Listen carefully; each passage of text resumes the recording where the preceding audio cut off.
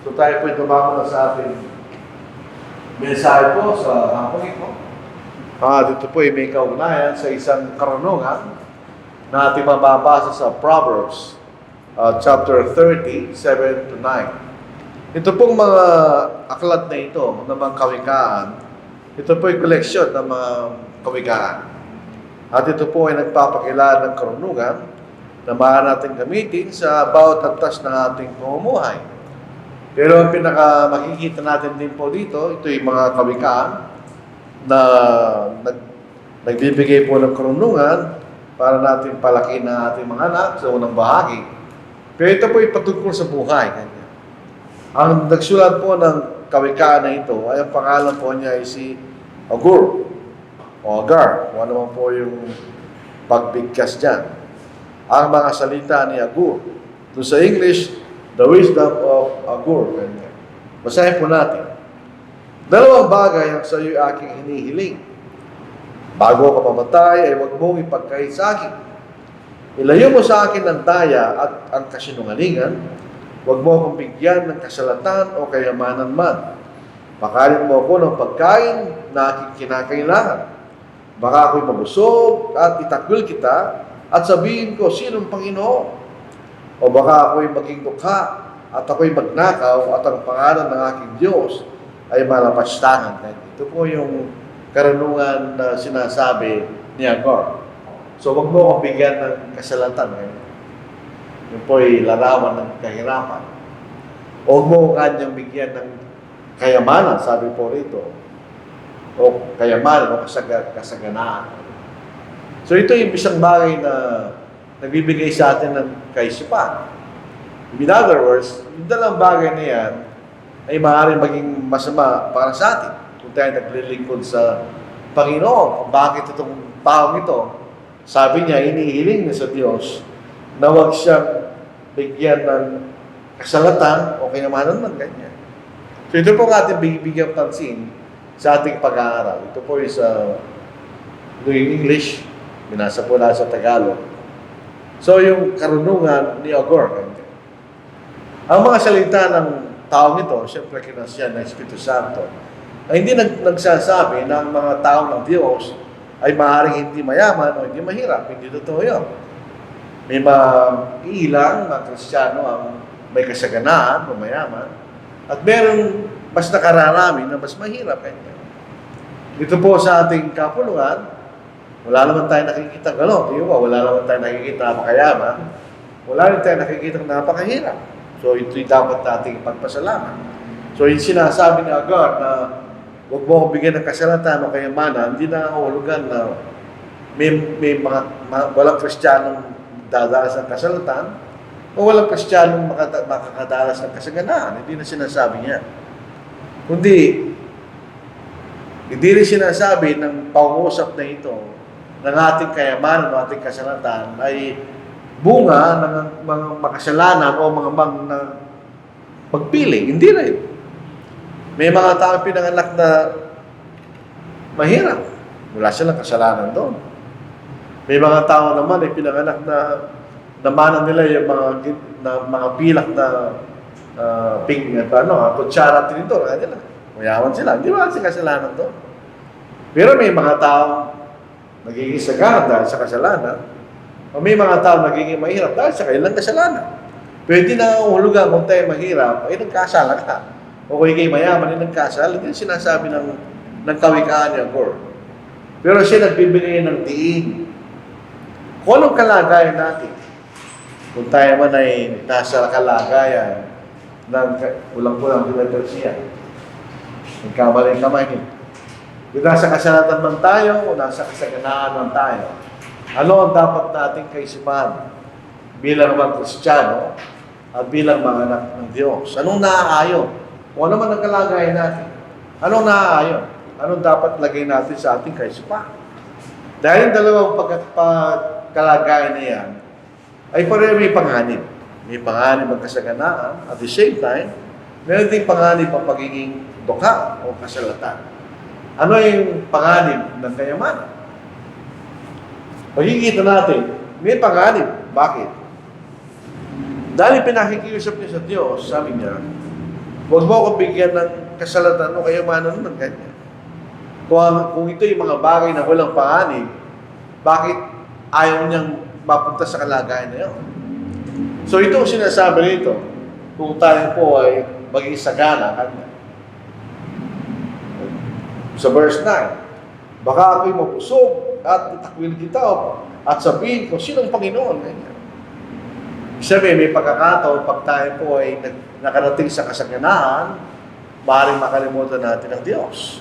Doon sa Old Testament, doon po sa propeta na sinabi sa panahon po ni Amos, sabi ng Diyos sa mga taga-Israel, huwag mong kalimutan ang iyong Diyos pagdating mo sa lupain na ibibigay ko sa iyo kanya.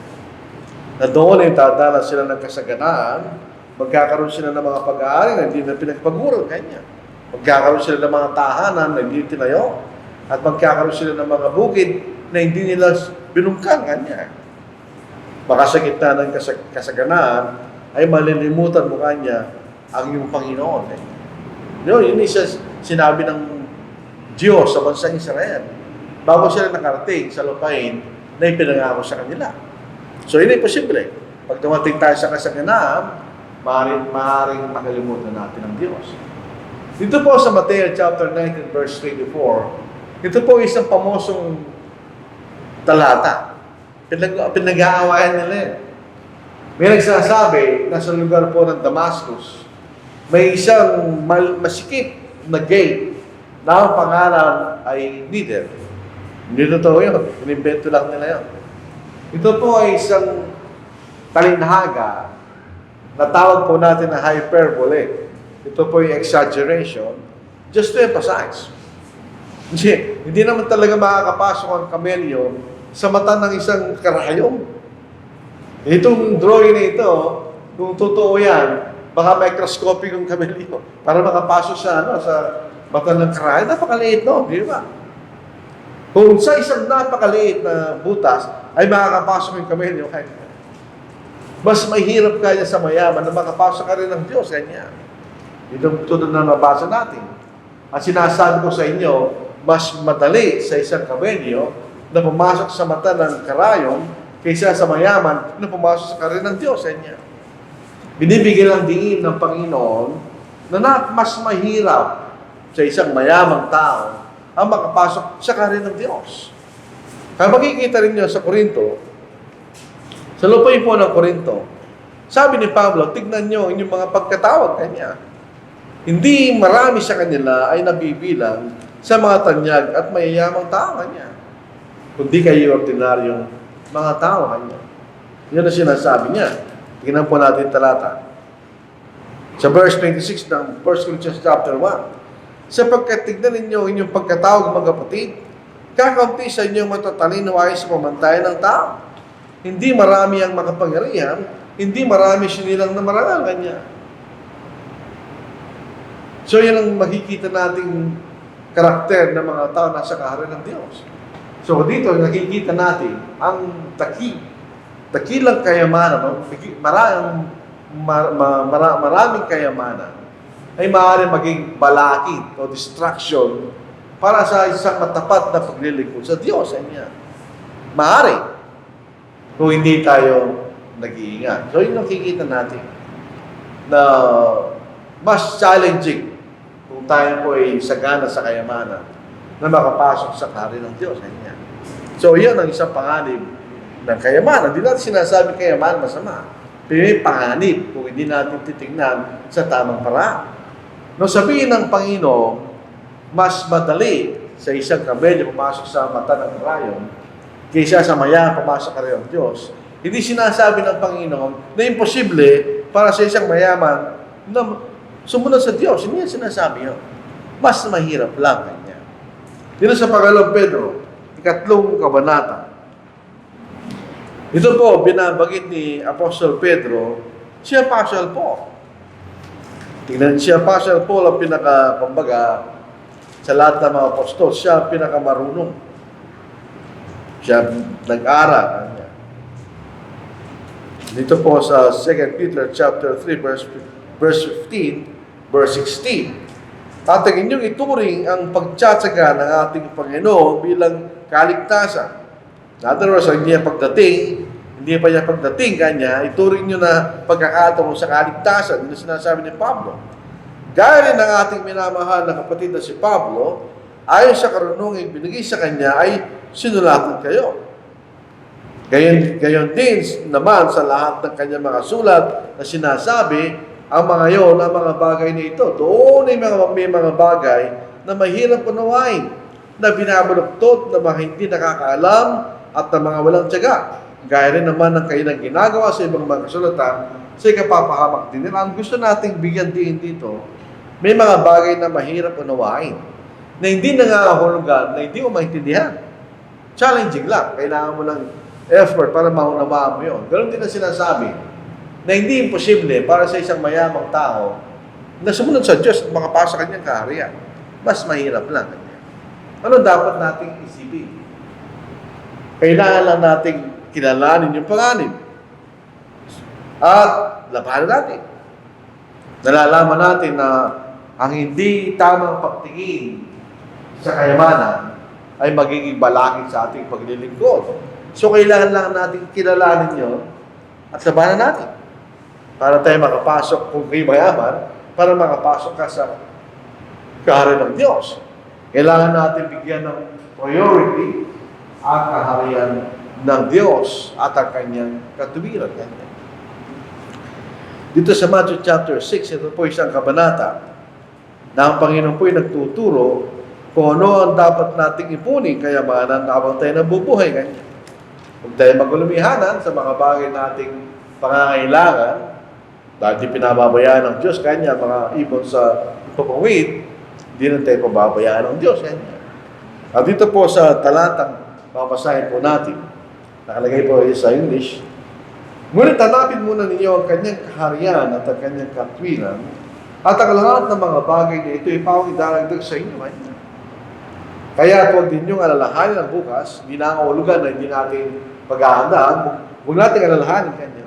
Sapagkat ang bukas ang mag-aalala sa kanyang sarili. Sapat na para ngayon ang kabalisahan sa araw na ito. So sinasabi rito ng Panginoon, unahin natin kaharian ng Diyos at ang kanyang katwiran. Kung tayo po ay kapatid na may kasaganaan kanya, unahin muna natin ang Diyos. Huwag natin baliwalain ang kanyang kaharian. Dahil pag inuna natin ng kaharian, ito mga inisip natin, mga bagay nito kanya, ay pawang idaragdag sa atin, sabi ng Panginoon. Kailangan din natin unawain na nararanasan natin kasaganaan ay di lamang galing sa atin. Ito'y galing sa Diyos.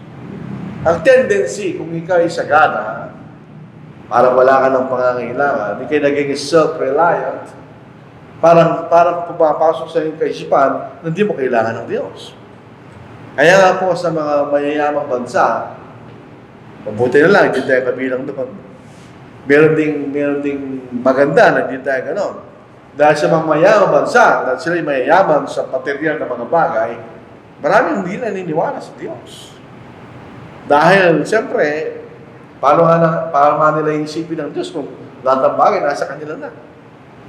Nandun sila sa convenience. Kaya nalilimutan nila ng Diyos. Na lahat ng mga bagay na tinatamasa natin, ito'y galing sa Diyos. Whether directly or indirectly. Sabi nga po sa James, sayin natin po, sa ating wika, lahat ng mabubuting bagay na ating tinatamasa, saan galing yan? Ito'y galing sa Diyos. Kanya. Oo, totoo, tayo nagsusumikap. Obligasyon po natin yun.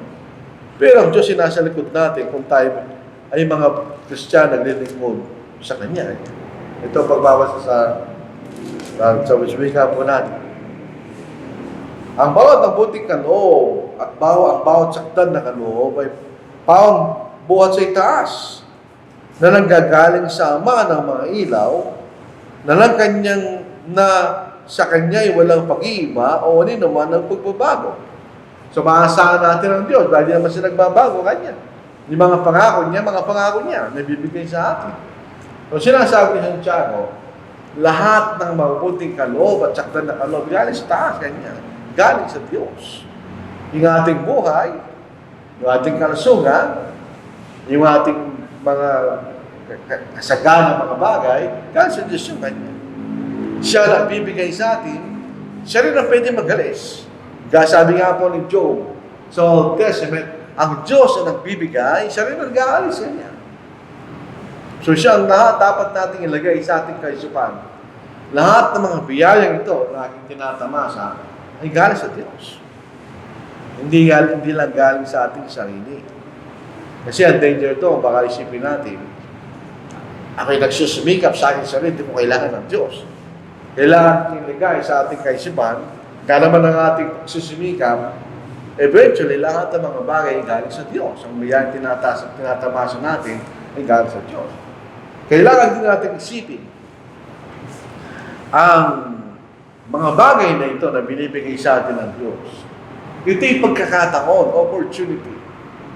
At ito yung responsibility na gamitin natin ang mga biyayang ito para sa mabuti, para sa pagsunod sa kalooban ng Diyos. Doon po sa parable of the talents, di ba? Merong 5, merong 2, merong 1. Ano ang obligasyon ng mga binigyan? Kaya naman ang ibinigay sa kanila, kailangan nilang gamitin yun para sa kanilang Panginoon. Ganyan. So nagkakaroon sila ng pagkakataon at the same time responsibility. Yun po responsibility, yun po yung dalawang salita, response at saka ability. The ability to respond. Ibig sabihin no. So kung ikaw merong pamilya, meron kang responsibility. Ibig sabihin, meron kang abilidad to respond sa pangangailangan ng iyong pamilya kanya. So, siya galing yun sa mga biyaya na binibigay sa atin ng Diyos.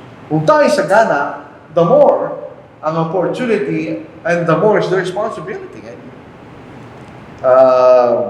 Katulad, kung halimbawa, nakita ko ang pagkakataon na maaaring binigyan ako ng Diyos ng pagkakataon na mangaral. So, kailangan gawin mo yun.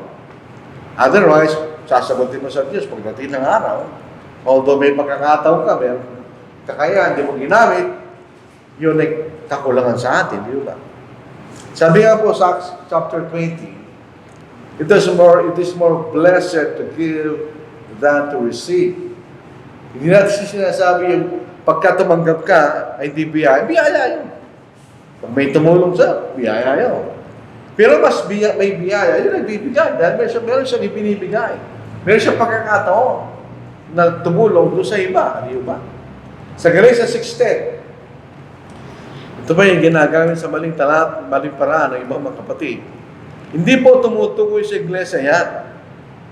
Ito yung tumutukoy sa bawat isa sa ating. Kaya sabi rito ni Apostle Paul, tingnan niyo ang kanyang pangungusap. Kung meron tabang tayo, may pagkakataon. Ganyan. Meron tayong abilidad, in other words. Sa Tagalog. Kaya habang may pagkakataon, ganyan, gawa tayo ng mabuti sa lahat, lalong-lalo sa mga kabilang sa sangbahayan ng pananampalataya. Ang isang napakahirap na sitwasyon para sa ating mga Kristiyano. Kung may makikita tayo kapatid na nangangailangan at wala kang kakayang tumulong. Masakit yun. Gusto natin siyang tulungan, wala kang kakayahan. So pag binigyan tayo ng kasaganaan ng Diyos, nagkakaroon tayo ng maraming kakayahan o pagkakataon, nagawa ng mabuti kanya. Sabi nga po ng ibang mga kapatid na Amerikano, hindi na pumunta sa atin, sa Pilipinas. Sabi nila, pupunta kami sa Pilipinas sa inyo. Nakikita namin yung relative na kahirapan ng buhay doon. Gusto namin tulungan.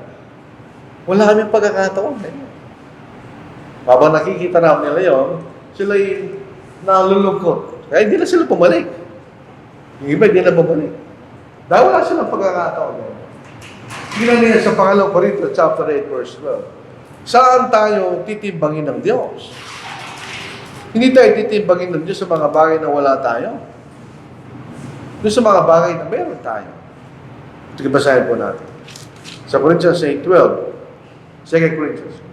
Sapagkat kung mayroong pagnanais, dapat mo na mayroong pagnanais. Willing mind. Number 1. sa makikita natin. Tinatanggap ang kaloob ayon sa tinataglay, at hindi ayon sa hindi tinataglay, ganyan. So, paano kung hindi mo tinataglay? Ano magagawa mo? Wala. Pero susukatin tayo ng Diyos sa mga bagay na tinataglay natin. Kung hindi tayo marunong magturo, hindi tayo susukatin ng Diyos doon. Hindi mo taglay yun eh. Pero kung meron kang kakayahan, tapos hindi mo ginamit, susukatin ka doon, kanya. Dahil wala lang pagnanasa. So, kung meron tayong unang-una yung pagnanais, kailangan tinitignan tayo sa mga bagay na meron ka kanya. So, kung binigyan tayo ng Diyos ng maraming pagkakataon, kung meron tayong willing mind, kanya, meron tayong pagkakataon na responsibilidad na gamitin natin ito sa paggawa ng mabuti. Yun ay blessing, mga kapatid. Kung meron tayong ganong klaseng pagkakataon, so, yun ang dapat natin bigyan ng pansin, mga kapatid. Tagtagtaan po natin. Ang anumang physical na kayamanan ay pansamantala lang. It's temporary. Pwede masunog yan, pero nakawin. Pwede mawala sa isang iglap. Na wala kang beyond your control, biglang mawawala. Katulad po ng nakita na natin sa maraming pagkakataon. Ito mga earthquake, mga bagyo, mga kalamidad, nawawala yung pag-aari. Minsan, mag-harvest ka na lang ng palay, mawawala dahil sa bagyo o kalamidad. May mga bahay na nag-iba, na pinaghirapan sa mahabang panahon, bigla lang mawawala. Temporary lang. Kahit na namatay kang mayaman, hindi mo rin madadala. The nature of physical wealth ay talagang pansamantala lang yan. Eventually, mawawala yan. So, sa pagdating ng Panginoon, lahat ng yung lupa, yung nakikita na sa langit, pati yung mga bagay na nandoon, masusunog lahat kanya. Dito nagpapakita ng larawan ng pansamantala lang. Hindi walang hanggan. Usahin natin sa 2 Peter chapter 3 verse 10. Ngunit darating ang araw ng Panginoon na gaya ng isang magnanakaw, hindi natin alam kung kailan. At ang kalangitan ay maglalaho, yung kalangitan, hindi yung langit na kung saan ng Diyos. Yung langit na kung saan ng planeta, yung mga bituin, etc. Yung mga galaxy. Kung ano man nandiyan. Ngunit darating ang araw ng Panginoon na gaya ng isang magnanakaw, at ang kalangitan ay maglalaho kasabay ng malakas na ingay, at ang mga sagkap ay matutupok sa apoy, at ang lupa at ang mga gawang naroon ay masusunod ganyan. Wala rin. It's temporary. Hindi natin pwedeng hawakan yan at kumapit dyan dahil pasamantala na. Hanggang dito lang sa lupa at eventually, lahat ng physical na mga bagay ay mawawala, mga kapatid. At ang kayamanan ay mapanganib kung wala tayong tamang biblikal na pagkakaunawa sa mga bagay na ito. At kung nilalagay natin ang tiwala sa kayamanan instead sa Diyos. Yung lahat ng mga bagay, sabi nga natin, galing sa Diyos yan. Hindi naman tinitignan ng Diyos na yun ay masama. Actually, gusto ng Diyos, habang nasa lupa tayo, at sinabi ni Solomon, na yung bunga ng ating pagpapagal ay biyaya para sa atin, ganyan. Walang problema yun. Siyempre, magsumikap ka, nagkaroon ng biyaya, yun ay bagay na dapat mong gamitin para sa kasiyahan. Walang masama doon. Basta yung kasayahan ay hindi kalaban ng Diyos. Dito na sa 1 Timothy chapter 16, 6 verse 17. Yung kakaunting mayayamang mga Kristiyano sa panahon ni Pablo. Sinulat niya si Timoteo, anong sasabihin mo sa kanya? Ang mayayaman sa sanglibutan ito yung mayayamang Kristiyano. Kung hindi Kristiyano, wala silang, hindi na paniniwalaan ito. Ito yung mga Kristiyano. Ay atasan mo na huwag magmataas kanya. Di. Ni huwag umasa sa mga kayamanang hindi tiyak, kundi sa Diyos na nagbibigay sa atin ng lahat ng mga bagay para sa ating kasiyahan. Tama naman yun. Walang problema yun. Pero doon tayo magtiwala doon sa mga bagay, kundi sa Diyos na nagbibigay sa atin. Yung Diyos lamang pwede natin pagkatiwalaan at pwede natin bigyan ng ating buong confidence. Bakit ang Diyos ay hindi nawawala? Doon po sa Old Testament, ito po ay bunga ng pagmamasid sa mahabang pag-aaral sa Old Testament.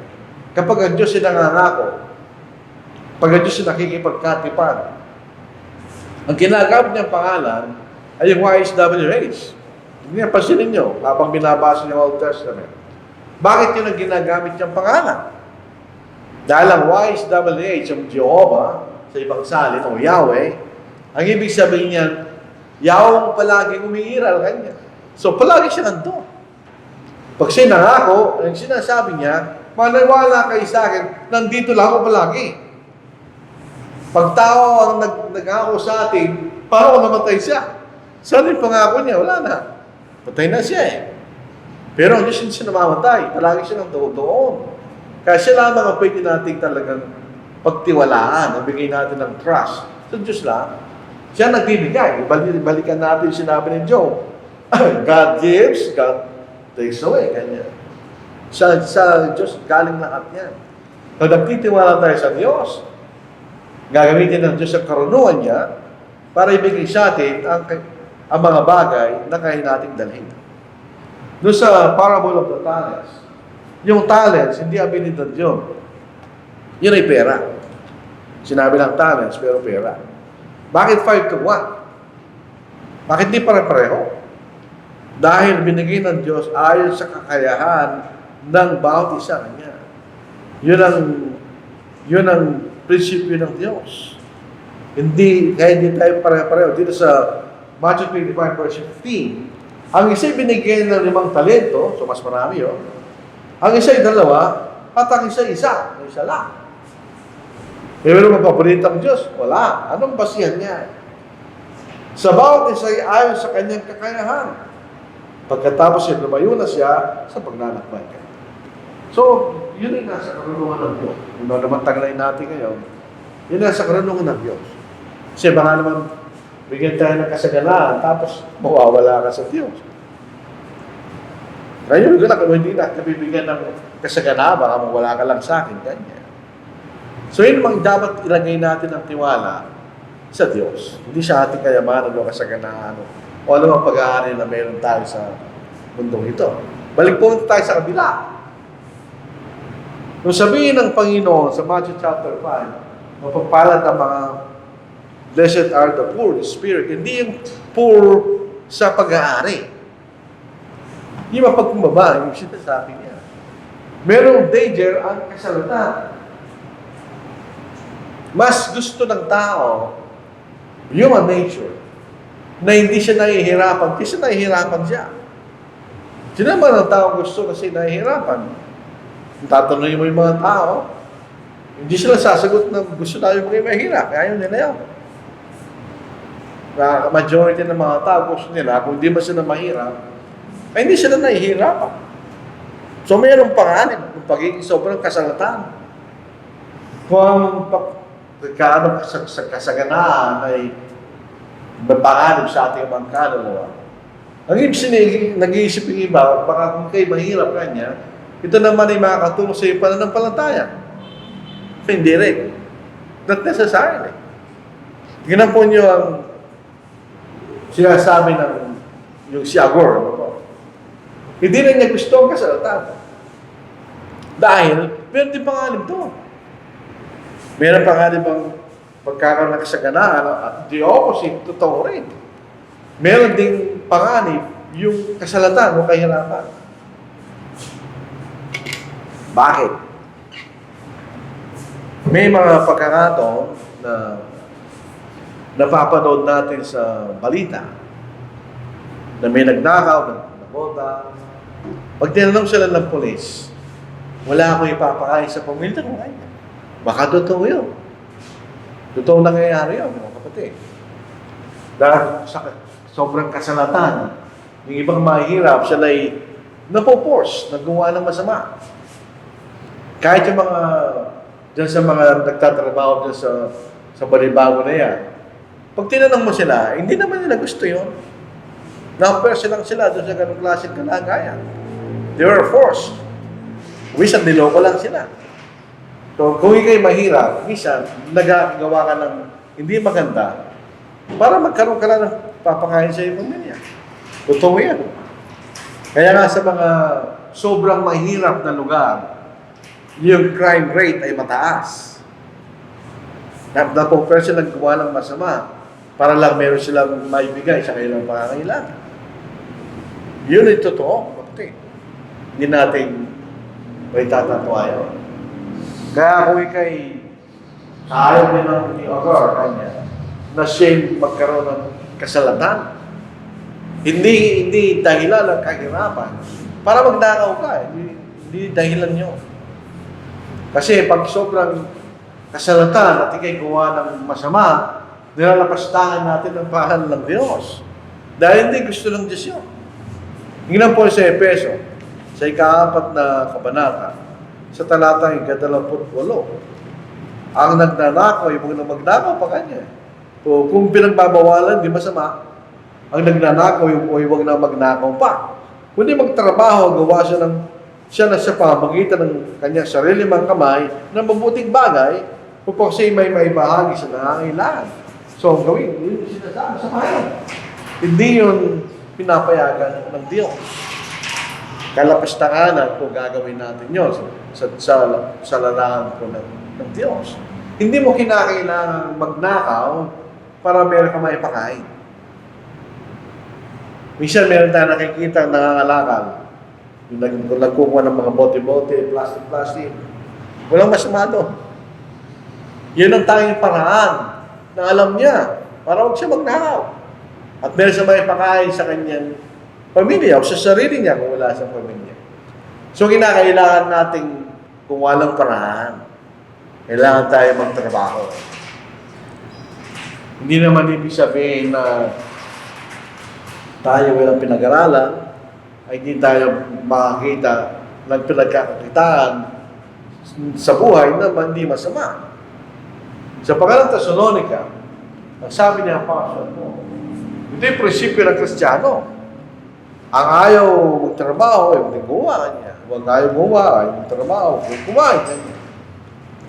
Masahin po natin ito. Sa pangalang Thessalonica. Tingnan nyo, yung ayaw. Mamaya, may papakita natin. Yung mga ibang tao na hindi nagtatrabaho, may dalawang dahilan. They are physically impossible to trabaho. Meron siya physical deficiency na hindi sila pwede magtrabaho. O kaya, may panahon na naghahanap sila ng trabaho pero wala sila makita. Pero ibig sabihin, under normal circumstance, sa 2 Thessalonians 3:10, sapagkat noon pa man kami kasama ninyo, ay aming iniutos ito sa inyo. Kung sino man ay ayaw magtrabaho, hindi kumain ganyan. Ito'y pinag-utos dahil sa lugar ng Thessalonica, maraming tamad doon. Kasi Apostle Paul, hindi siya tumanggap ng support doon sa lugar niya. Nagtrabaho siya sa kanyang mga kamay para maging uliran siya sa mga kapatid doon na ayaw lumakad sa kayusan. Ganyan. O kaya, kung tayo po ay sa 1 Timothy 5:8, kung meron tayong pamilya, meron tayong mga responsibilidad, kailangan natin gumawa tayong paraan sa maayos na paraan. Sayin natin. Ngunit kung sino man ay hindi kumakalinga sa kanyang kamag-anak, lalong-lalo na sa kanyang sarili sa makayan, tinanggihan niyang pananampalataya at siya'y masawag pa sa hindi nananampalataya. Ang keyword po rito ay ayaw ng trabaho niya. Bawal yun. Kung tumating na tayo sa taktang edad, kinakailangan tayong trabaho. Dito sa ating kultura, medyo linyan tayo sa ganyan. Kahit matanda rin ating mga anak, kung gusto nyo tumira sa atin, okay pa rin. Sa ibang mga lipunan, hindi pagsapit mo ng edad, balis ka na kanya. Wala ka ng buhay mo. Sa inyo may gano'n. Kaya nagpapwelso silang trabaho. Yan ang dahilan bakit na-invento nila yung 6 years na high school. Para pag tapos ka ng high school, 18 years old ka na, pwede ka na magtrabaho. Yun ang prinsipyo ng mga Amerikano, kaya ginawa nila yun. Sa atin, hindi siya naging matagumpay. Dahil kahit matapos ka pa, wala ka pa rin makikita ang trabaho. Hahanapin pa rin nila yung nagtapos ng college, di ba? Pero, obligasyon natin to provide for our own.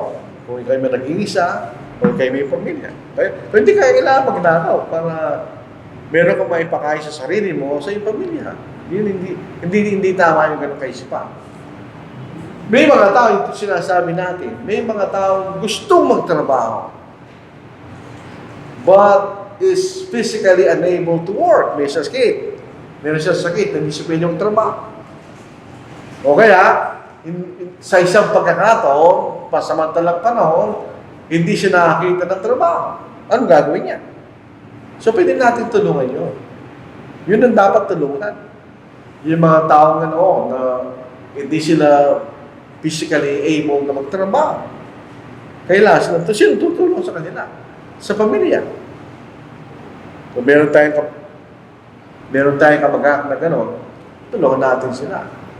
Dito sa 1 Timothy chapter 5 verse 4, bagamat ay sinulat para sa mga babaeng balo, the principle ay pareho. Ang babaeng balo, matanda na siya, 60 years old and above, wala na siya pagkakataon magtrabaho. Wala na siya maasahang iba. So, sino aasahan niya? Sa verse 4, ngunit kung sino mga babaeng balo ay may mga anak o mga apo, aya matutuhan mo na nila ang kailang banal na tungkulin sa kailang sariling sambahayan at gantihan ang kailang mga magulang sapagkat ito'y kaaya-aya sa paningin ng Diyos.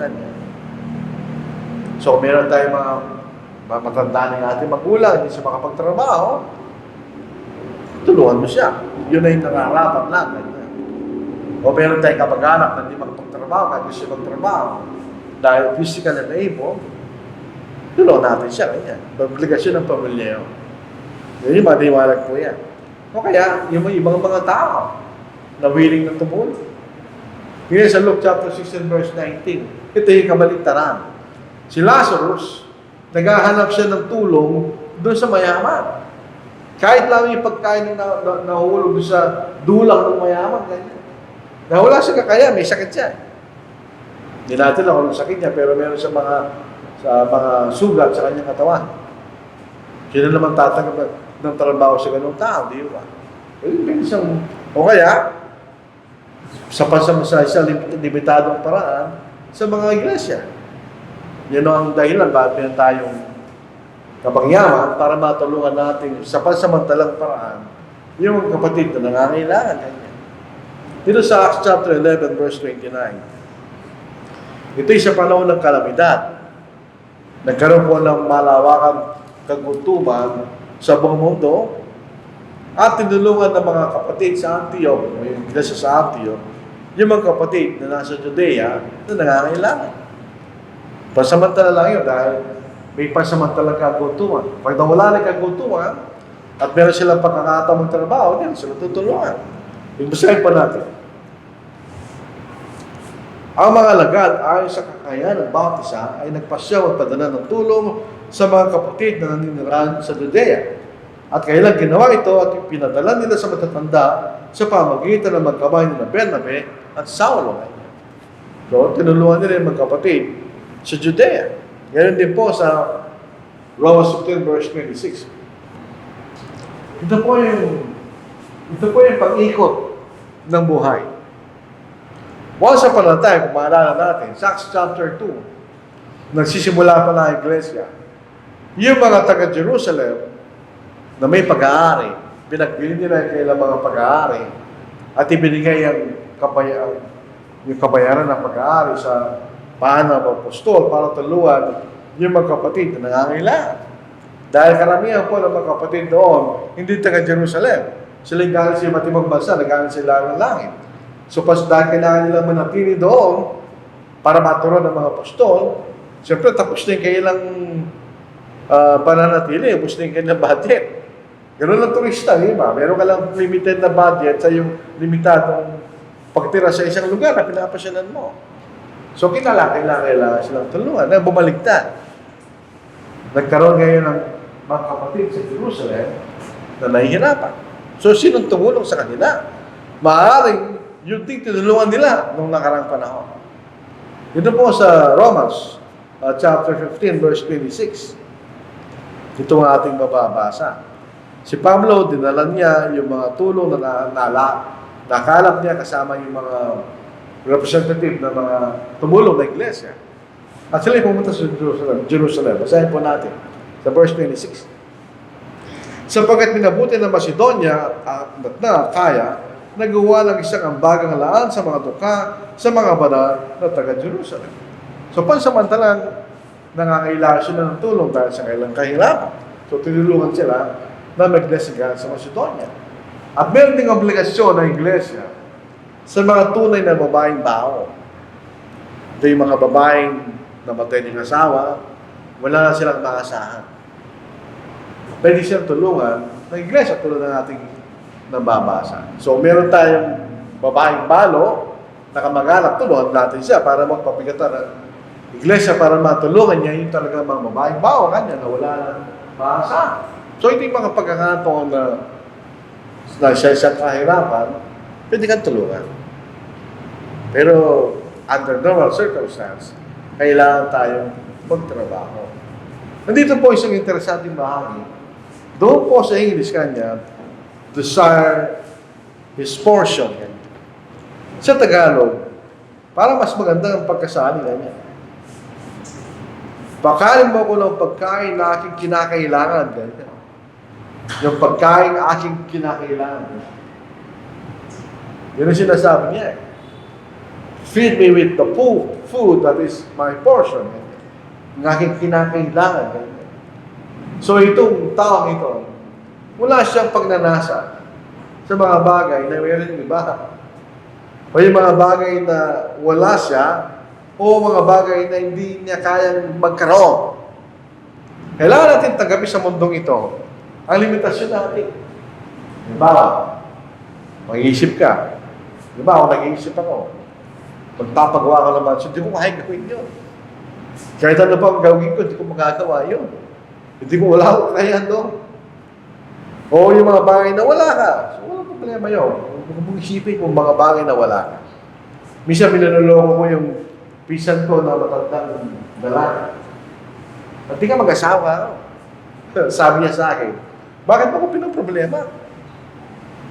Siyempre, kung wala ka na mag-asawa, hindi mo naman nahanapin yung bagay na hindi mo alam. Di ba? Wala kang problema doon. Hindi mo ko pinoproblema. Tama siya. Okay lang siya doon sa kalagayan na yun. Di ba? So, yung tao ito, alam niya yung mga bahagi na kanyang kinakailangan. Yan ang bigay mo sa akin ganyan. So wala siyang pagnanasa dun sa mga bagay na wala siya o mga bagay na hindi siya pwede magkaroon. Beyond his ability na tagalin. Wala siyang gano'n. Kung makikita natin, di ba? Ang kanya pinagnanasa, may tanggapin niya na galing sa biyaya ng Diyos. Itong kalagayan na hindi naman siya masyadong napakayaman at hindi naman siya masyadong napakahirap. Nasa gitna lang siya. Yan ay isang magandang kalagayan. Mahirap naman masyado kung wala. Pagka nagkaroon ka ng pangailangan, at di mo alam kung gagawin mo, mahirap naman yun. So siya parang nagsasabing, ilagay mo ko sa kalagayan kanya na hindi naman ako masyadong napakayaman para makalimutan kita kanya. O kung napakahirap, baka lapastangan ko pangalan mo kanya. So siya nasa lugar na masisiyahan ako ng Diyos kanya.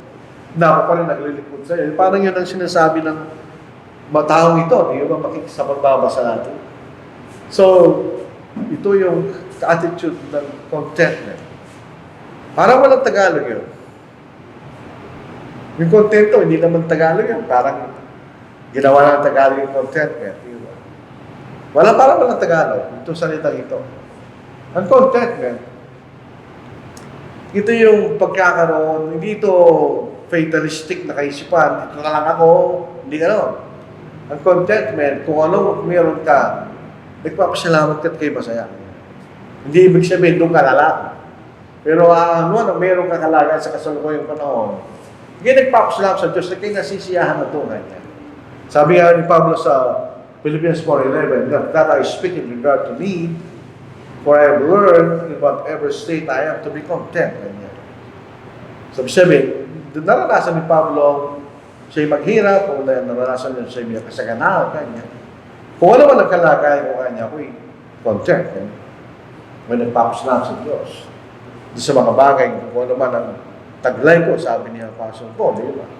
At hindi tayo nahigit sa mga iba na may mas maraming biyaya. Huwag natin gawin yun. Yung may dahilan, ba't ganon? Meron silang mas kakayahan kaysa sa'yo. Meron silang pagkakataon na wala ka sa ganung klaseng bagay. So huwag ka mahigit. Unhealthy yun, na pagtahigit ka sa iba. Dito po sa Galatians 5:20, yung higit ay sinala jealousy. Ito yung mga bagay na hindi galing sa Diyos. Kung merong mas higit ang kapatid sa atin, pasalamat tayo doon. At least yung kapatid mo ay may higit na pagkakataon kaysa sa'yo. So what? Ikaw rin ay mayroong pagkakataon. Hindi mas magigit lang ng pagkakataon niya. Hindi tayo susukatin ng Diyos sa mga bagay na wala tayo. Kung sa mga bagay na mayroon ka, hindi nabasa natin kanina. So huwag nating isipin yung ganong klaseng kaisipan. O kaya, kung tayo po ay nasa kasagana, huwag naman tayo magmataas, maging arrogante, doon sa mga mas kakaunti kaysa sa atin. Hindi natin kinukumpara natin sa iba. Dito po sa James chapter 2 verse 2. Mabuti po, basahin na sa atin nila. Huwag tayo magkaroon ng favoritism dahil itong tao ito ay merong mayaman yung isa. Hindi mo natin gawin yun. Sa verse 2, sapagkat kung pumasok sa inyong pagtitipon, ang isang tao may mga gintong singsing sa mga daliri at may magandang kasuotan, at may pumasok din isang dukha na may hamak na damit, at inyong pinansin ang maupo ka rito, at sa dukha ay inyong sinabi, tumayo ka riyan, o maupo ka sa ibaba, natugtungan na aking paa. Huwag natin gawin yun. Yun ay kasalanan sa Diyos. Dahil lamang ikaw higit sa iba, ay mas maliit ang iyong pagtingin. Dahil sa paningin ng ating Panginoon, wala man ang kalagayan natin, hindi mahalaga. Tayo isa lang sa ating Panginoon. Tingnan nyo. Walang Hudyo o Grego man ganyan. Walang alipin o malaya man ganyan. Walang babae o lalaki man ganyan. Sapagkat kay isa kay Kristo Jesus. Yung mga ibang denominasyon na mayroong babae nagtuturo, o tingnan nyo talata nyo, walang lalaki, walang babae. Hindi siya responsibilidad yan. Kundi sa kalagayan natin. Kaya ikaw ay Hudyo o Grego, kaya ikaw ay malaya o alipin, kaya ikaw ay babae, liligtas lang tayo kay Kristo kanya. Isa lang, nagkakaisa lang tayo sa ating Panginoon. Isa lang ang pagtingin sa atin ng Panginoon, kanya. Kung mong ipagmalaki, walang kalagayan, sabi, yun ang makikita natin sa Panginoon. Niligtas lang tayo ng ating Panginoon. Yung utang, nalog tayo sa Panginoon. So, tayo isa lang sa ating Panginoon. Wala tayong pwedeng ipagmalaki. Yan na makikita natin. Yan ang pagtatapos. Ang dapat nating maging malusog na kaisipan. Let us be content with our blessings. Kung naman yun. And strive to serve God in every circumstance. Tandaan natin, ang pagsusukatan ng Diyos sa atin ay yung mga bagay na meron tayo. Halimbawa, sa pagbibigay na gagawin natin mamaya, susukatin tayo sa Diyos. Doon sa meron tayo. Kung kukunti lang ang biyaya mo, hindi kaya hanapan ng Diyos. Nagmagbibigay ka na higit kaysa doon sa tao na may mas malaki kasaganaan. Hindi gano'n. Kung ano man ang kalagayan natin, tayo maging masaya doon at paglikuran natin ang Diyos doon sa ganung paraan. Pangalawa, at tignan natin yung tunay na kayamanan. Sabi nga po sa Matthew 6, huwag tayo magtipon ng kayamanan sa lupa, kundi kayamanan sa langit. Yun ang tunay na kayamanan.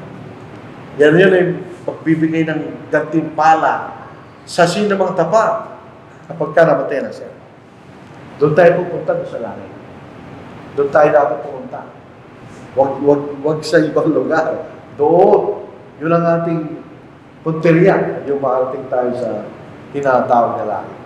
So ito po ang ating mensahe sa hapon na ito. Itong talata lang. Sana po ay nakatulong sa ating pagkakaunawa. Higit sa lahat sa ating pananampalataya. Maraming salamat mga kapatid.